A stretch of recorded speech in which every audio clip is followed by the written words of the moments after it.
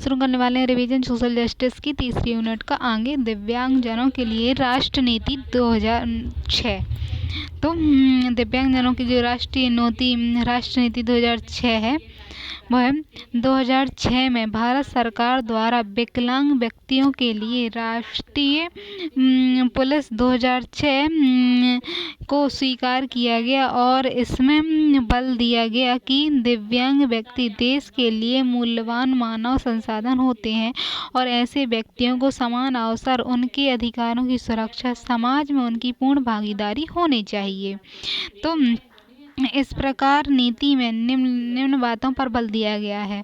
तो किन बातों पर बल दिया गया वो यहाँ है कि इस नीति में विकलांगों की रोकथाम पर बल, विकलांगता जो हो जाती है तो विकलांगता ना हो, विकलांगता की रोकथाम पर बल और विकलांगों के पुनर्वास पर बल।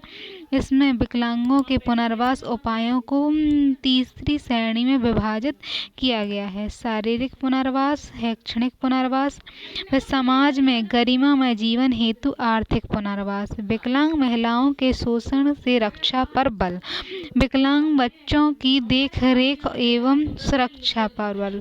तो विकलांग की रक्षा हो, शोषण से सुरक्षा हो, गरिमामय जीवन जी सकें और सुरक्षा पर बल।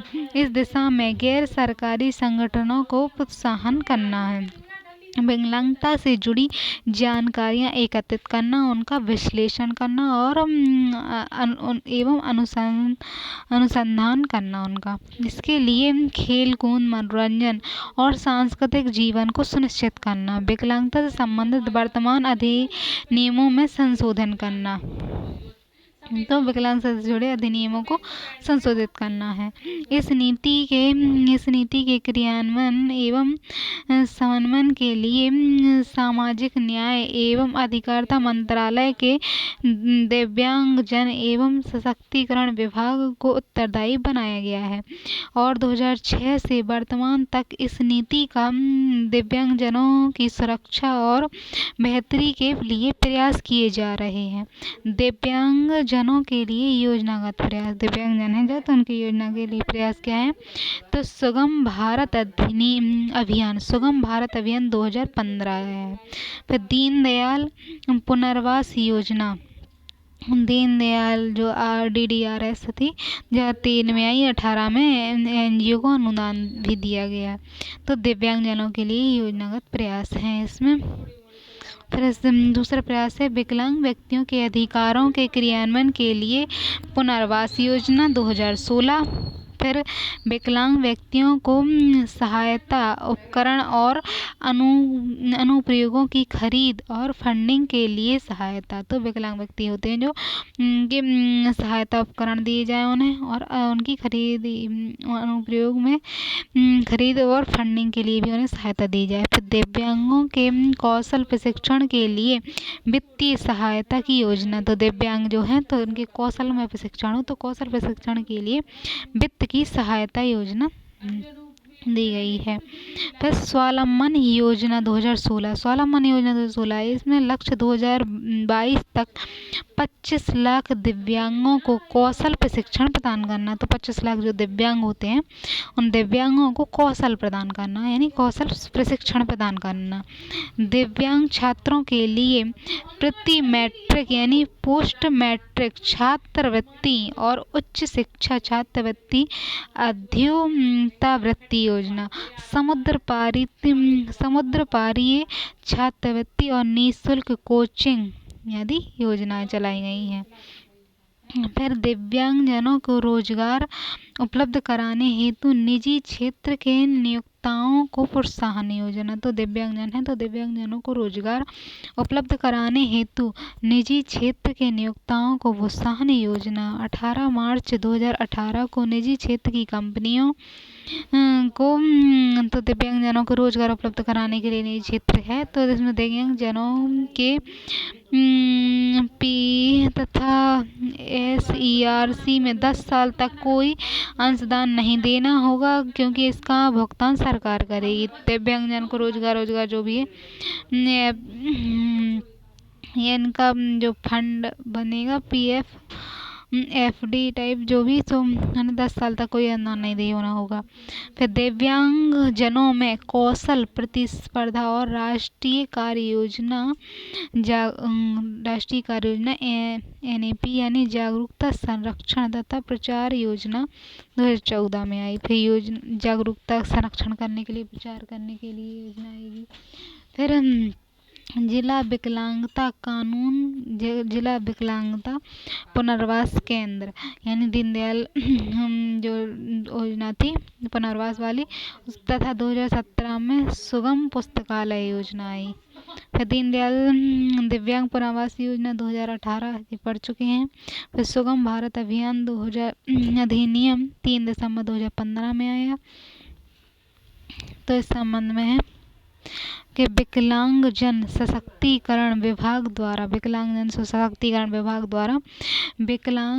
सशक्तिकरण हेतु सार्वभौमिक सुगमता प्राप्त करने के लिए 3 दिसंबर 2015 को एक राष्ट्रव्यापी फ्लैगशिप अभियान की शुरुआत की गई और जिसे सुगम भारत अभियान की संज्ञा दी गई, जो समावेशी समाज में विकलांगों के लिए निम्न उद्देश्यों को पूर्ण करने के लिए सहायता देता है। फिर प्रमुख उद्देश्य क्या है इसका, सुगम भारत अभियान 3 दिसंबर 2015 का, तो इसका उद्देश्य है प्रमुख उद्देश्य समावेशी समाज में विकलांग व्यक्ति हैं तो उनको समान अवसर तक पहुंचने को सुनिश्चित करने एवं आत्मनिर्भरतापूर्ण जीवन जीने और जीवन के सभी क्षेत्रों में पूर्ण रूप से लाभ लेने के लिए उनकी सार्वभौमिक पहुंच को सुनिश्चित करना, यह 3 उद्देश्यों पर केंद्रित है। तो इसके कहा है समावेशी समाज में विकलांग व्यक्ति हैं जो, तो विकलांग व्यक्तियों को समान अवसर मिले, उनकी पहुंच सुनिश्चित हो सके और आत्मनिर्भरपूर्ण जीवन जी सके। तो इसके लिए जीवन के सभी क्षेत्रों में पूर्ण रूप से भाग लेने के लिए सार्वभौमिक पहुंच सुनिश्चित की गई है। 3 उद्देश्यों पर केंद्रित है ये। फिर भवन वातावरण में सुगमता, परिवहन प्रणाली में सुगमता, ज्ञान और सूचना संचार प्रौद्योगिकी, पारिस्थितिकी तंत्र में पहुंच। इन अभियान के तहत सुगमता के 3 क्षेत्रों में निम्नलिखित लक्ष्यों को निर्धारित है। सुगमता के 3 क्षेत्रों को निम्नलिखित लक्ष्यों को निर्धारित किया गया है। सुगम सरकारी भवनों का अनुपात बढ़ाना और इस संदर्भ में निर्धारित लक्ष्य है। तो इसका लक्ष्य क्या है, सरकारी भवन होते हैं जो, सरकारी भवनों का अनुपात बढ़ाना और इस संदर्भ में निर्धारित लक्ष्य है। राष्ट्रीय राजधानी राज्य की राजधानी में 50% सरकारी भवनों को दिसंबर 2018 तक दिव्यांग जनों हेतु पूर्ण सुगम बनाना, ताकि वो आसानी से आ जा सकें सरकारी भवनों में। फिर सुगम परिवहन का अनुपात बढ़ाना, इस संदर्भ में निर्धारित लक्ष्य है कि देश को अंतर्राष्ट्रीय एवं घरेलू हवाई अड्डों को मार्च 2018 तक तथा रेलवे स्टेशनों में 50% को, रेलवे स्टेशन जो है उसमें 50% तक को 2018 तक के, और देश में सरकारी क्षेत्रों और सार्वजनिक परिवहनों को 2018 तक दिव्यांग जन हेतु पूर्ण सुगम बनाना। तो रेलवे स्टेशन है और जो सार्वजनिक परिवहन है उनको भी उनके अनुसार सुगम बनाने के लिए किया जाएगा। पहले सुगम दस्तावेजों और वेबसाइटों का अनुपात बढ़ाना और इस संदर्भ में निर्धारित लक्ष्य भी होंगे। मार्च 2017 तक केंद्र एवं राज्य सरकारों द्वारा जारी किए जाने वाले सार्वजनिक दस्तावेजों का कम से कम 50% हिस्से को, 50% जो हिस्सा है उसको दिव्यांगजनों के लिए सुगम बनाना या इन तक दिव्यांगजनों की पहुंच को सुनिश्चित करना। सुगम पुलिस स्टेशन यानी सुगम अस्पताल, सुगम पर्यटन का निर्माण करना, तो उनके अनुकूल हर वातावरण को बनाना और 50% तक दस्तावेज तो जो है सार्वजनिक के लिए या दिव्यांगजनों के लिए बनाना। तो समीक्षा निश्चित रूप से सुगम भारत अभियान दिव्यांगजनों के सार्वजनिक पहुंच और पूर्ण सहभागिता पर केंद्रित सशक्तिकरण हेतु महत्वपूर्ण प्रयास है, जिसे सभी क्षेत्रों में दिव्यांगजनों की पहुंच सुनिश्चित होगी। तो सभी क्षेत्रों में दिव्यांगजन हैं तो उनकी पहुंच सुनिश्चित होगी और सभी क्षेत्रों में दिव्यांगजनों की पूर्ण सहभागिता संभव होगी। तो सभी क्षेत्रों में क्या है, दिव्यांगजनों की सहभागिता भी संभव होगी। सभी क्षेत्रों में दिव्यांगजन समान अवसर का लाभ प्राप्त करने में सक्षम होंगे। तो दिव्यांगजन समान अवसर प्राप्त करने में इसमें सक्षम होंगे। उपरोक्त तीनों के परिणाम स्वरूप दिव्यांगजनों का सशक्तिकरण संभव होगा और इनकी पर निर्भरता, दूसरों पर निर्भरता घटेगी और आत्मनिर्भरता एवं खुशहाल जीवन जीने में भी सक्षम हो सकेंगे। परंतु यह तभी संभव होगा जब इस योजना को दृढ़ इच्छा शक्ति के साथ भ्रष्टामुक्त तरीके से लागू किया जा सके। और अभी भी क्या है, सरकारी भवनों की सुगमता का प्रस्ताव पूरी तरह से तैयार नहीं हो पाया है। फिर परिवहन सुगमता आदि के लिए वित्तीय आपूर्ति की गति धीमी है और वित्त की आपूर्ति भी अभी धीमी है परिवहन मतलब उसको सुगम बनाने के लिए। फिर सूचना संचार प्रणाली सुगमता के क्षेत्र में प्रगति बहुत कम है। तो सूचना की संचार की प्रणाली है उस क्षेत्र में भी कम है। तीनों क्षेत्रों में अभी तक 2018 के लक्ष्यों को प्राप्त नहीं किया जा सका है। अब दिव्यांगजन अधिकार अधिनियम 2016 के क्रियान्वयन हेतु योजनाएं। तो दिव्यांगजनों के जो अधिकार हैं, अधिकार अधिनियम 2016 है तो उसका तो उसके क्रियान्वयन के हेतु योजनाएं क्या चलाई गई हैं। फिर दिव्यांगजनों के कौशल विकास के लिए राष्ट्रीय कार्य योजना, उनका कौशल विकास के लिए योजना जो है, और इसमें अंतर्गत विभिन्न योजनाएं आती हैं जैसे अति संवेदनशील वर्ग, ट्रांसजेंडर। तो ये सारी योजनाएं जो थी उस वाले PDF में पढ़ी हैं। अब है ट्रांसजेंडर का अर्थ। ट्रांसजेंडर यानी जैविक रूप से पुरुषोचित या स्त्रीयोचित गुणों से असंतुलित स्वरूप वाले व्यक्तियों को ट्रांसजेंडर कहते हैं। ट्रांसजेंडर व्यक्तियों का अधिकार संरक्षण अधिनियम 2019 के अनुसार है। तो अधिनियम 2019 में उन्हें संरक्षण दिया गया है।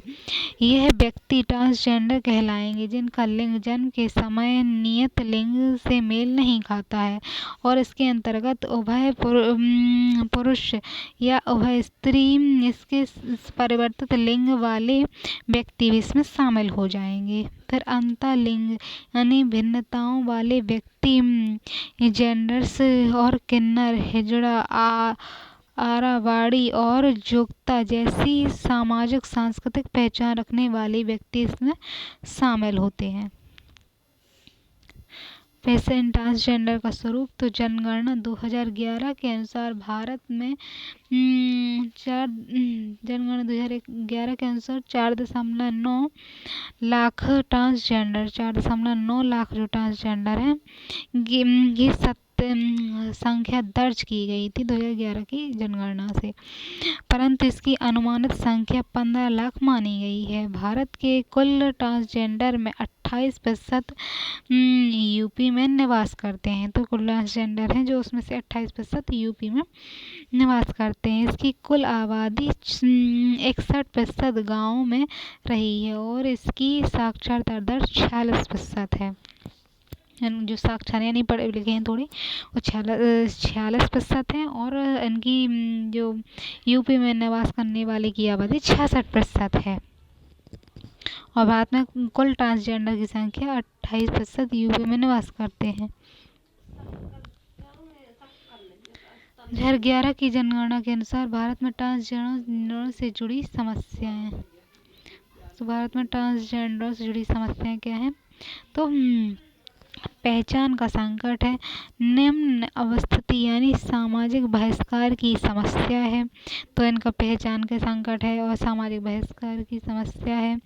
फिर 2018 के अनुसार भारत में 99.9% ट्रांसजेंडरों ने सामाजिक बहिष्कार को झेला है और 99% ट्रांसजेंडर हैं जो 99.9% उन्होंने बहिष्कार को झेला है और मात्र 2% ही अपने परिवार के साथ रहते हैं। फिर सुरक्षा की सहायता और इनके पेशे, कार्य एवं पहनावे को लेकर लोगों और पुलिस द्वारा उनका उत्पीड़न किया गया है। फिर शिक्षा एवं नियोजन के अधिकारों से वंचित है। वो शिक्षा के अधिकार से वंचित है, नियोजन के अधिकार से भी वंचित है। फिर समुचित रोजगार के अभाव, तो जो रोजगार है, समुचित रोजगार के अभाव में भीख मांगने और यौन कमियों के रूप में कार्य करने को विवश है। ट्रांसजेंडर के 92% लोगों को आर्थिक बहिष्कार का सामना करना पड़ता है, यानी उन्हें कोई काम नहीं मिल पाता। फिर सरकारी योजनाओं के लाभ से वंचित होते हैं। आईपीसी की धारा 376 में बलात्कार अपराधों के लाभों से वंचित हैं। एक लंबे समय तक विवाह जोड़ा बनने के अधिकारों से वंचित हैं। तो 5 सितंबर 2018 को एसटी द्वारा समलैंगिक संबंधों की धारा 377 को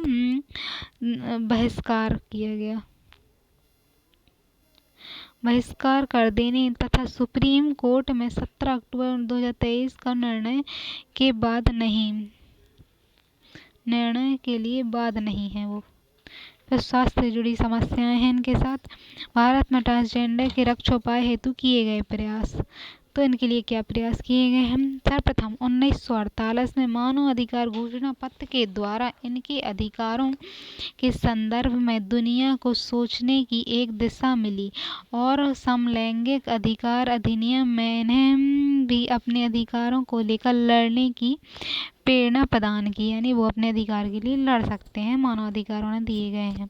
फिर 2016 में इंडोनेशिया के जकार्ता में ट्रांसजेंडर पर विश्व सम्मेलन का आयोजन हुआ। तो कहाँ? इंडोनेशिया के जकार्ता में आयोजन किया गया और इनकी पहचान और उनके अधिकारों को मान्यता देने के लिए जकार्ता सिद्धांत को प्रतिपादित किया गया।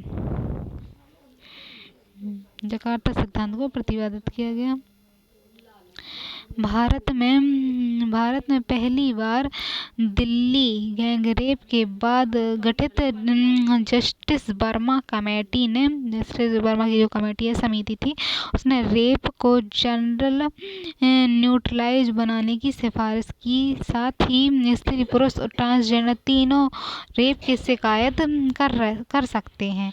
उल्लेखनीय है कि अभी तक किन्नरों को भारत में पुरुष लिंग में शामिल किया जाता था और किसी पुरुष द्वारा ट्रांसजेंडर के साथ बलात्कार करने पर ट्रांसजेंडर बलात्कार विरोधी कानून आईपीसी की धारा 376 का लाभ नहीं प्राप्त कर पाते थे वो, यानी उन्हें उस चीज़ का लाभ नहीं मिल पा रहा था। लेकिन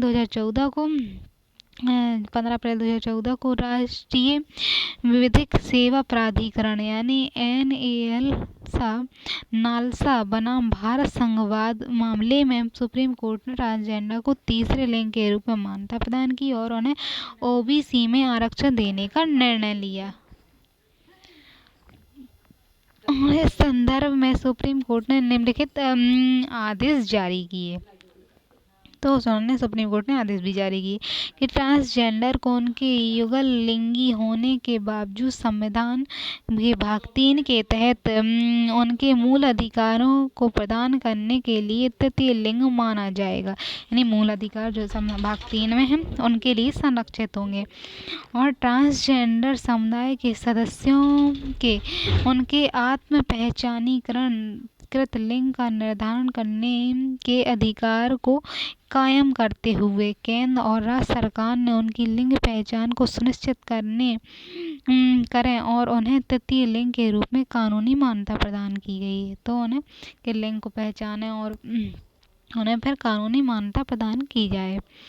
वह केंद्र एवं राज्य सरकार इस वर्ग को देश के नागरिकों के रूप में सामाजिक एवं शैक्षिक रूप से पिछड़ा वर्ग घोषित करें। तो सामाजिक और शैक्षिक रूप अगर उन्हें नहीं है मिला है तो उन्हें पिछड़ा वर्ग घोषित करें और इन्हें शैक्षिक संस्थानों में प्रवेश और सरकारी नियोजन में आरक्षण का लाभ प्रदान किया जाए। तो केंद्र सरकार और राज्य सरकार ने इस वर्ग की स्वास्थ्य समस्याओं, विभेदीकरण नीतियों एवं उत्पीड़न आदि के निदान के लिए तत्काल कदम उठाएं तथा इसकी बेहतरी के लिए योजनाएं बनाकर जनगणना के माध्यम से समाज में उन्हें सम्मानजनक स्थान प्रदान करने हेतु कदम उठाया जाए। दोनों समाज में भेद ना हो, उनका उत्पीड़न ना हो, तत्काल उनके लिए कदम उठाएं, योजना उनको लाभ मिले और सम्मान मिले। फिर 10 सितंबर 2014 को सुप्रीम कोर्ट के निर्णय के बाद सर्वप्रथम बिहार सरकार ने कैबिनेट ने ट्रांसजेंडर को तीसरे लिंग के रूप में मान्यता दी। तो 2014 में सर्वप्रथम बिहार सरकार ने दी और उन्हें सरकारी नीतियों में आरक्षण देने का प्रावधान किया। फिर 2015 में केंद्रीय स्तर पर पहली बार डीएम के सांसद तिरुचि शिवा द्वारा किन्नरों का अधिकार विधेयक 2015 को राज्यसभा में निजी विधेयक के रूप में प्रस्तुत किया गया और सर्वसम्मति से पारित हो गया। 2019 में केंद्र कैबिनेट ने ट्रांसजेंडर व्यक्तियों के अधिकार संरक्षण विधेयक 2016 को मंजूरी प्रदान की और कई संशोधन के बाद इसे 2019 को राज्यसभा में भी 26 नवंबर 2019 को लोकसभा में पारित करके इसके कानून बनाए गए, कानून का रूप प्रदान कर दिया गया। फिर 2023 में सुप्रीम कोर्ट ने ट्रांसजेंडरों को विषम लैंगिक संबंध में विवाह करने की अनुमति प्रदान की, यानी विषम लैंगिक संबंध में विवाह करने की अनुमति दी। तो उपरोक्त के अलावा कई अन्य प्रयास भी इसके लक्ष्योपाय एवं बेहतरी के लिए किए गए, जैसे कि जनगणना 2021 में ट्रांसजेंडर को एक विशेष श्रेणी प्रदान की गई और 2015 में भारत में पहली बार केरल सरकार द्वारा स्टेट पॉलिसी फॉर ट्रांसजेंडर इन केरला जारी किया गया और ताकि इनको संवैधानिक अधिकार प्रदान किए जा सके। तो उनके लिए केरल सरकार ने सबसे ट्रांसजेंडर के लिए योजनाएं और संवैधानिक अधिकार दिए। फिर 2018 में केरल सरकार ने ट्रांसजेंडर के लिंग परिवर्तन से जुड़ी सर्जरी के लिए 2 लाख रुपए अनुदान की घोषणा की। फिर 2020 में Noida metro rail corporation Noida metro rail corporation द्वारा सेक्टर 50 के मेट्रो सेक्टर को ट्रांसजेंडर समुदाय को समर्पित किया गया। फिर 2021 को किन्नर मजिस्ट्रेट की याचिका पर सुप्रीम कोर्ट द्वारा ट्रांसजेंडर वेलफेयर गुड के गठन के संदर्भ में केंद्र और राज्यों से जवाब मांगा गया। तत्पश्चात कई राज्यों में इनका गठन किया गया। तो उपरोक्त प्रयासों के अलावा कई गैर सरकारी संगठनों द्वारा जैसे नाज फाउंडेशन, आशीर्वाद किन्नर, मांग ट्रस्ट, हम सफर आदि द्वारा भी इनके अधिकारों की रक्षा और उनके कल्याण हेतु भी प्रयास किए जा रहे हैं। तो उनके अधिकार की रक्षा के लिए, उनके कल्याण के लिए प्रयास किए जा रहे हैं। और मूल्यांकन सुझाव निश्चित रूप से उपरोक्त प्रयासों के परिणाम स्वरूप ट्रांसजेंडर समुदायों को थोड़ी राहत प्राप्त हुई है। साथ ही साथ इसके रक्षोपाय की संभावना भी मजबूत हुई है कि हाँ उनको अब राहत मिलेगी और भी उनके लिए रक्षोपाय होंगे। परंतु इनका सशक्तिकरण और इनके संदर्भ में सामाजिक न्याय के आदर्शों की प्राप्ति तभी संभव हो सकती है जब इनके संबंधित कानून और उनके द्वारा किए जा रहे प्रयासों को दृढ़ रक्षा शक्ति से लागू किया जाए और ट्रांसजेंडर के पक्ष में परंपरागत पूर्वाग्रह को दूर किया जाए। उनके संबंध में जो परंपरागत पूर्वाग्रह हैं तो उनको दूर किया जाए और जनमत का निर्माण किया जाए, क्योंकि अभी भी इनके लिए सरकारी प्रयासों में दृढ़ इच्छा शक्ति का अभाव है और इनके संदर्भ में परंपरागत पूर्वाग्रह बने हुए हैं। तो उनके संबंध में क्या है, पूर्वाग्रह बने हुए हैं। फिर है कई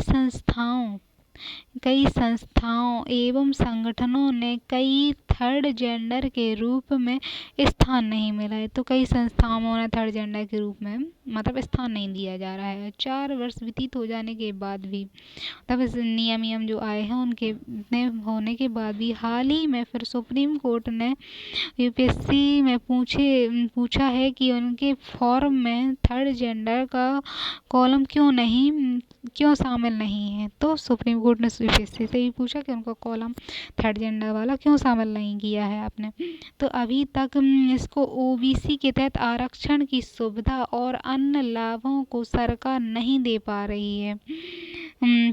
जैसे मार्च 2017 में मुंबई के महानगर पालिका के चुनाव में गिन्नरपिया पाटिल को समान श्रेणी के अंतर्गत चुनाव लड़ना था, तो चुनाव लड़ने के लिए विवश होना पड़ा और साथ ही 2019 के कानून में भी इनके लिए आरक्षण के प्रावधान को शामिल नहीं किया गया है।